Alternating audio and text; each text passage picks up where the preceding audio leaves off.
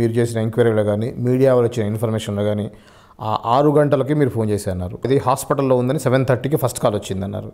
ఈ 1.5 అవర్లో ఏం జరిగిందని మీరు అనుకుంటున్నారు? కొంతమంది ఎలా అంటే భయపడతారండి, ఆఫ్ ద రికార్డ్ చెప్తారు. కొంతమంది అంటే ఛానల్స్కి వచ్చి చెప్పరు, పేపర్లకు వచ్చి చెప్పరు. తెలిసినవి కూడా కొన్ని ఛానల్స్ ఎంక్వైరీ చేసి కూడా కొన్ని ఛానల్స్ డైరెక్ట్గా పెట్టారు. ఎందుకంటే హైకోర్టులో అప్పుడు ప్రజావాజ్యం కేసులు ఏమన్నారంటే పేపర్ వాళ్ళు ఛానల్ వాళ్ళు ఎక్కువ ఇస్తున్నారు ప్రత్యూష కేసు గురించి, మీ దగ్గర కరెక్ట్గా సాక్ష్యాలు ఉంటే పట్టుకొని రండి అన్నారు. అనేసరికి ఛానల్స్ పేపర్లన్నీ తగ్గిపోయినాయి.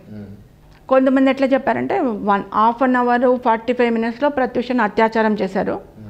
అత్యాచారం చేసిన తర్వాత ప్రత్యూష కోమాలకు వెళ్ళిపోతుంది.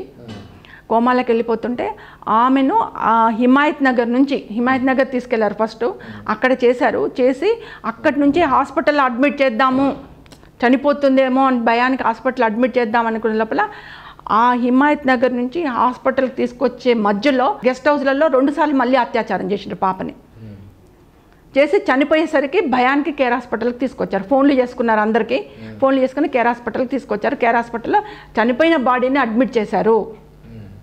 For more movie updates, watch, share and subscribe to cbc9.news.